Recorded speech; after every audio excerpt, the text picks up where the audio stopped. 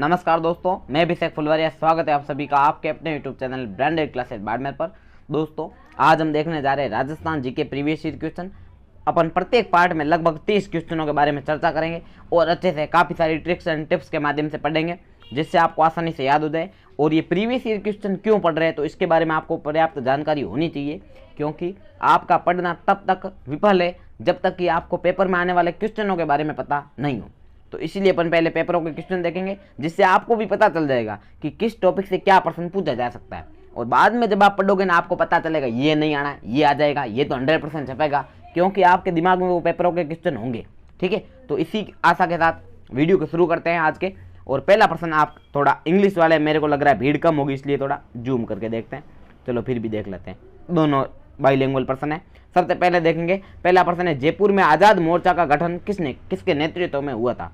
तो वो हुआ था भाई बाबा हरिश्चंद्र के नेतृत्व में। Very important question, very important है, सभी पेपरों में आ रखे हैं, वेरी इंपॉर्टेंट ये सारे। ठीक है, तो जयपुर में आज़ाद मोर्चा का जो गठन है वो किसके नेतृत्व में? बाबा हरिश्चंद्र के नेतृत्व में हुआ था, ये ध्यान रखना। अगला, नीमूचाना घटना कब संपन्न हुई? और ये जो प्रश्न है ना, एग्जामिनर का फेवरेट प्रश्न है, इतनी बार आ रखा है जिसकी कोई हद नहीं है, ध्यान रखना।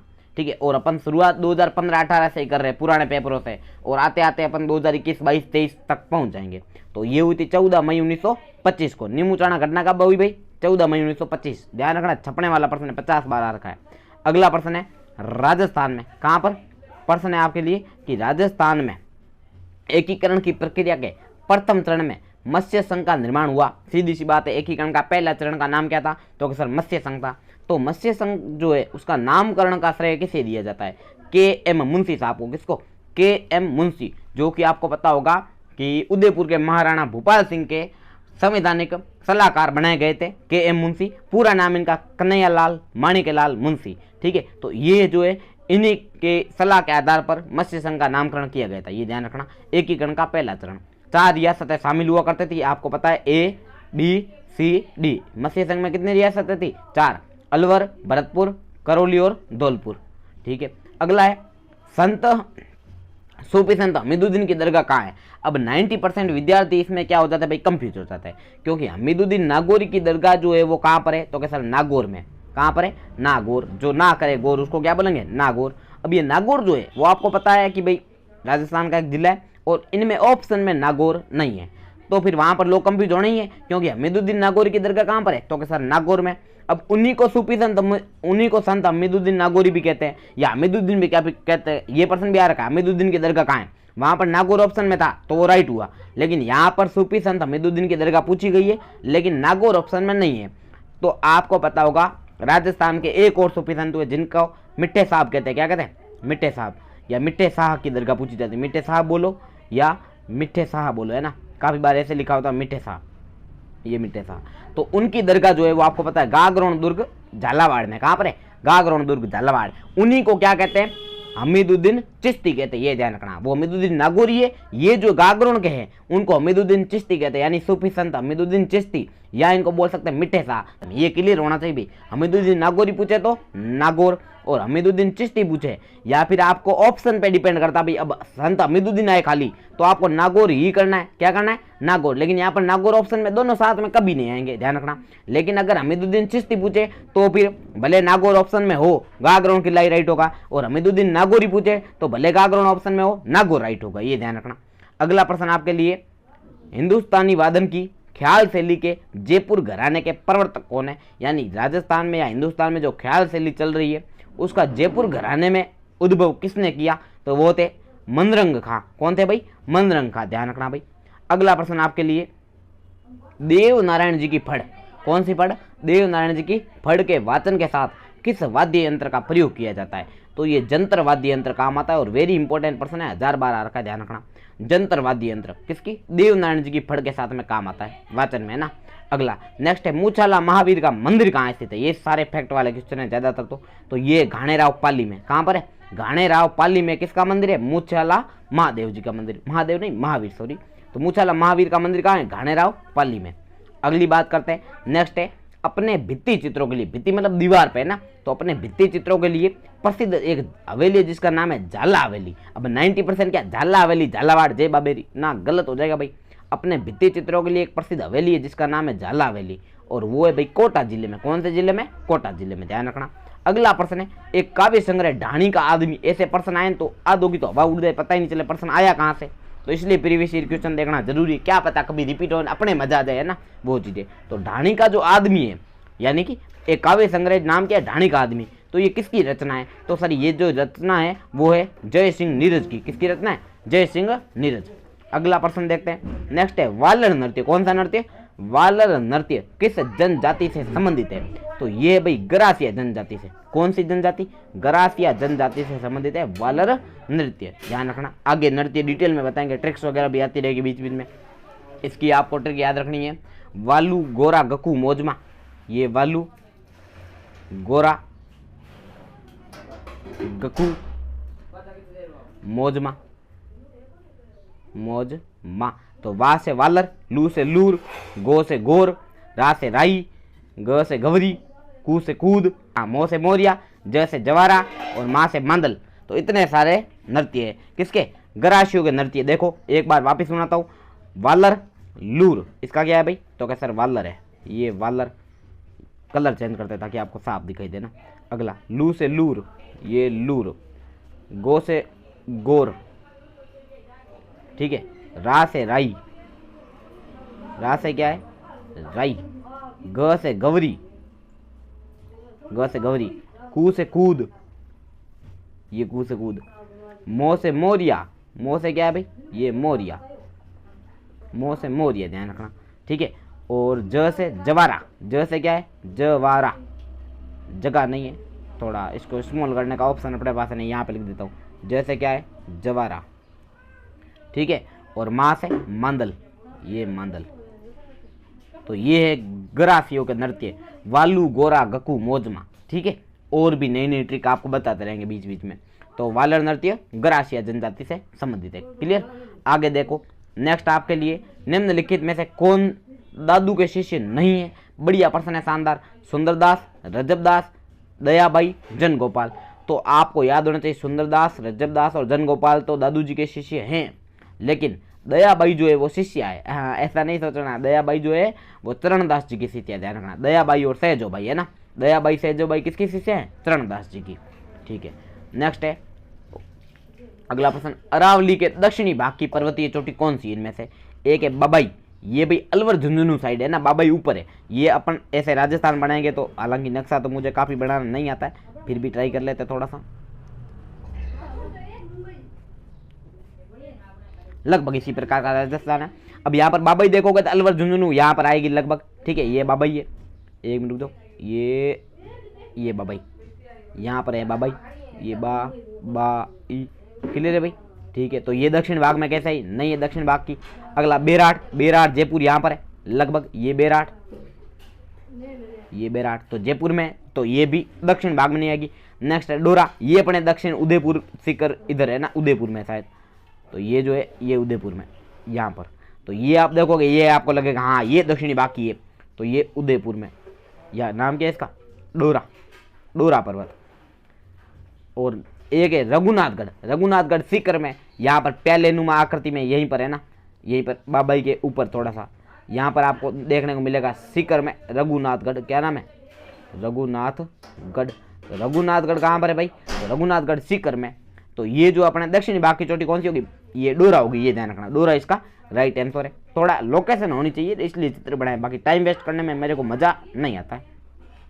अगला प्रश्न है, निम्नलिखित में से अरावली की पर्वत शिखर इनमें से, अच्छा ऊंचाई के घटते क्रम में पूछा है, किसके क्रम में? ऊंचाई के घटते क्रम में व्यवस्थित कीजिए। तो अभी व्यवस्थित करते हैं। सबसे पहले ऊंचाई आपको याद होनी चाहिए मुझबान, बिना किसी ट्रिक के। तो पहला देखो गुरु शिखर, गुरु शिखर की होती है 1722 मीटर ऊंचाई। कितनी? 1722। आंचलगढ़ नहीं, अचलगढ़ है, इसकी ऊंचाई होती है 1380 मीटर। कितनी? 1380 मीटर।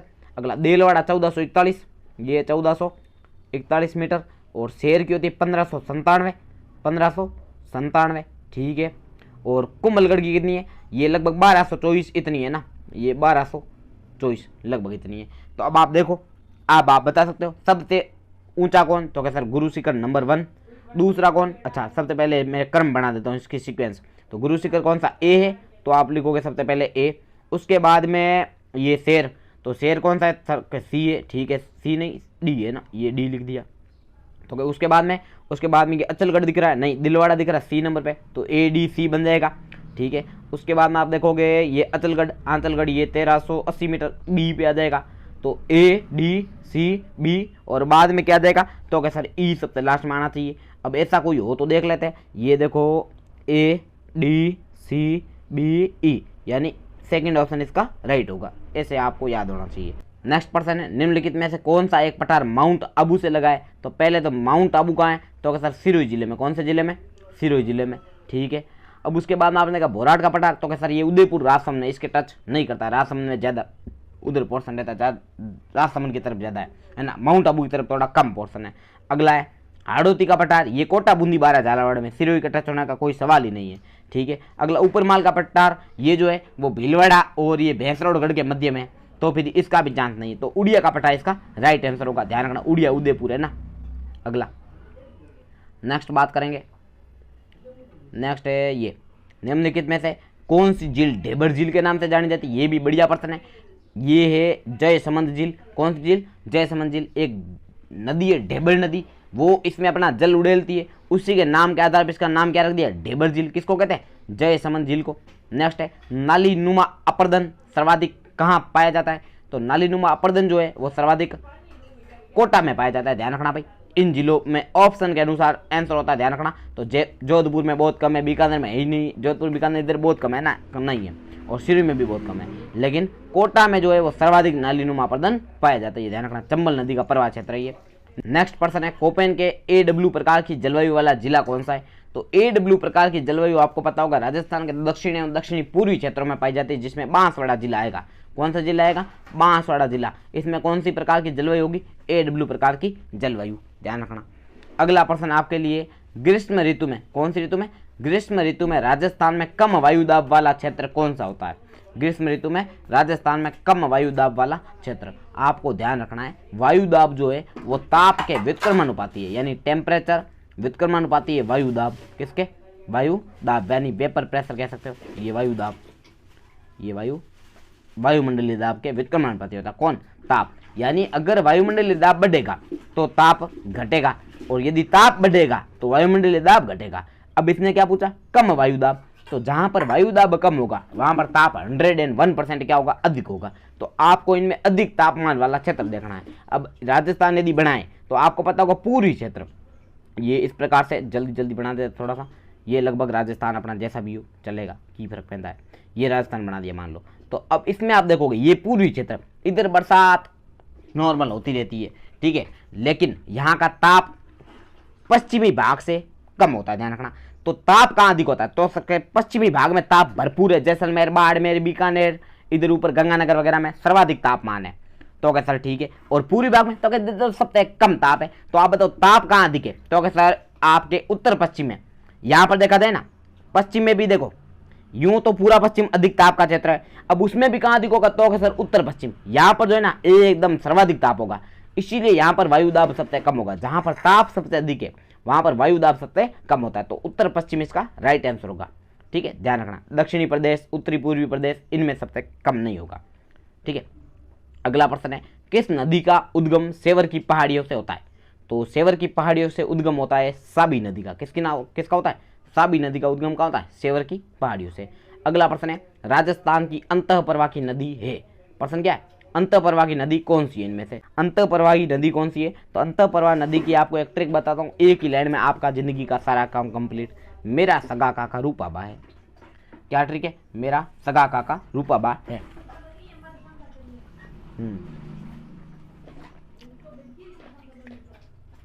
मेरा सगा काका, थोड़ा वाइट पेज लेके दिखाता हूँ ताकि आपको साफ दिखे ना। यहाँ पर लिखते हैं, मेरा सगा काका रूपाबा है। ये अपनी ट्रिक रहेगी। किसकी ट्रिक है? राजस्थान की अंतःप्रवाही नदियों को याद करने की ट्रिक। मैं से मेंता, मैं से मेंता या मेंढा, रा से रूपनगढ़, रा से रूपनगढ़, किशनगढ़ अजमेर से उद्गम होता है शायद इसका, है ना। अगला स से साबी, स से साबी, गा से घगर, ये घगर, का से कांतली, आंसर आ गया अपना, कांतली ऑप्शन में था उसमें, का से कांतली, का से काकने, क्या का क ने य, काकने, रूपा से रूपा रेल, रूपा जी की रेल, ये रूपा रेल, और बा से बांडी, बा से ये बांडी। क्लियर है। तो ये सारी इतनी सारी नदियां जो है वो कैसी नदियां हैं, तो कैसा राजस्थान की अंतः प्रवाह नदियां। मेरा सगा काका रूपा बा, मजा आया। ठीक है, आगे देखते हैं। तो अब देखो इसमें मेरा सगा काका, कांतली और काकने, तो इसका राइट आंसर होगा सीधे ही, ऐसे याद किया जाता है। अगला देखिए, नेक्स्ट है राजस्थान में सर्वाधिक विस्तृत जल ग्रहण क्षेत्र किसका है, यानी सबसे बड़ी मात्रा में कौन सी नदी फैली हुई है। तो आपको पता होना चाहिए बनास नदी, कौन सी, वन की आशा के नाम से जानी जाने वाली बनास। ठीक है। अगला है अशुद्ध युग्म कौन सा इनमें से, तो गड़ीसर झील तालाब जो है वो कहाँ पर है, जैसलमेर जिले में रड़ी रेट है। मांडल ताल भीलवाड़ा, वेरी गुड, एकदम 100% सही है। फाय सागर अजमेर, ये भी सही है। तालाब सही मारा ना, इतने भी डपोड़ नहीं है। तालाब सही धौलपुर है, कहाँ है धौलपुर, तो ये इसका राइट आंसर है। अगला देखिए, नेक्स्ट है मिश्रित लाल काली मृदा कहाँ पाई जाती है, राजस्थान के दक्षिणी भाग में पाई जाती है लाल काली मृदा। इसका दक्षिणी भाग कौन सा है, तो कैसे डूंगरपुर बांसवाड़ा, सबसे नीचे ठेठ नीचे, तो ये इसका राइट आंसर हो जाएगा। राजस्थान का दक्षिणी भाग में लाल काली मृदा पाई जाती है। नेक्स्ट है राजस्थान के कौन से क्षेत्र में एंटीसोल समूह की मृदा या मिट्टियाँ पाई जाती है, तो इसका राइट आंसर पश्चिमी भाग में। कौन से भाग में, पश्चिमी। ये जो वैज्ञानिक वर्गीकरण है मृदा का, उसके अंतर्गत ऐसा बताया जाता है, ध्यान रखना। एक मिनट को आपको थोड़ा सा जानकारी दे देते, नॉर्मल हल्की सी, आपको पता होना चाहिए कौन से समूह में ऐसा पाया जाता है। तो यहाँ पर जो है सबसे पहले ये, इसको बोलते हैं एरिडीसोल्स, क्या बोलते हैं, एरिडीसोल्स, ये एरिडीसोल्स। ठीक है। उसके बाद में यहाँ पर जो है उसको बोलते हैं एंटीसोल्स, क्या बोलते हैं, ये एंटीसोल्स। तो आपके सामने आंसर आ गया। एंटीसोल्स की कहाँ पाई जाती है, तो सर पश्चिमी भाग में। ये पूरा भाग इधर कौन सा है, पश्चिम, इधर कौन सा है, पूर्व, तो पश्चिमी भाग में पाई जाती है एंटीसोल्स। ठीक है। बाद में इंसेप्टिसोल्स, वर्टिसोल्स आदि नाम भी है, एल्पिसोल्स, तो ये ध्यान रखना। सबसे एंड में दक्षिण पूर्वी क्षेत्र में वर्टिसोल्स है और पश्चिमी भाग में कौन सी अपने एंटीसोल्स है। ठीक है। अगला प्रश्न देखिए, नेक्स्ट है प्रमुख सरसों उत्पादक जिलों के नाम बताइए। तो सरसों जो है वो सेवर भरतपुर वगैरह में यहाँ पर ज्यादा होता है, तो इसका राइट आंसर हो जाएगा अलवर भरतपुर। ठीक है। अलवर भरतपुर में सरसों उत्पादक जिले हैं, बहुत बढ़िया। और आपको पता होगा राष्ट्रीय सरसों अनुसंधान संस्थान भी कहाँ पर है, सेवर भरतपुर में। ठीक है। अगला प्रश्न देखते हैं। नेक्स्ट है राजस्थान का मक्का उत्पादक क्षेत्र। तो राजस्थान के दक्षिणी भाग में मक्का सर्वाधिक होता है, ध्यान रखना, दक्षिणी भाग इसका राइट आंसर होगा। अगला प्रमुख बाजरा उत्पादक क्षेत्र। तो बाजरा उत्पादक क्षेत्र आपको पता है बा से बाजरान, बा से बाड़मेर, तो बाड़मेर जालो इसका राइट आंसर है। अगला है निम्नलिखित में से कौन सा एक युग्म सही सुमेलित नहीं है। तो इसमें पहला दे रखा है हिंदुस्तान जिंक लिमिटेड, देबारी उदयपुर, 100% सही है। अगला है Rajasthan electronics and instrumentation limited, ये जयपुर, ये भी सही है। नेक्स्ट है Modi alkaline and chemical limited, ना जी, ये भरतपुर में ना होकर धौलपुर में है। कहाँ पर है, Dholpur. Modi alkaline and chemicals limited कहाँ पर है, धौलपुर में। और ओरिएंटल पावर केबल लिमिटेड, तो ये कोटा सही है, ये कोटा सही है। तो ये ध्यान रखना, मोदी वाला कहाँ पर है, धौलपुर में। ठीक है। नेक्स्ट देखो, सर्वप्रथम राजस्थान में किस उद्योग की स्थापना हुई। तो राजस्थान में सर्वप्रथम आपको पता है सूती वस्त्र उद्योग की क्या हुई थी भाई, स्थापना हुई थी। बाद में चीनी वगैरह आते रहते हैं। नेक्स्ट है निम्नलिखित में से 30वां प्रश्न आ गए, लो वीडियो एंड होने को है। निम्नलिखित में से कौन सा एक मरुस्थलीकरण के रोकथाम के लिए उपयोगी है, मतलब मरुस्थलीकरण रोकना है तो आप इनमें से कौन सा तरीका अपनाओगे, मृदा संरक्षण, अतिचारण नियंत्रण, वनोन्मूलन पर नियंत्रण, या ये सभी। तो इसका आंसर आपको कमेंट करना 30वें प्रश्न का। और यदि वीडियो अच्छा लगा हो तो ऐसे वीडियो आपको और चाहिए नहीं चाहिए कमेंट में ज़रूर बताएं। बहुत बहुत धन्यवाद वीडियो को अंत तक देखने के लिए। Thank you. खुश रहो, हंसते रहो, मस्त रहो।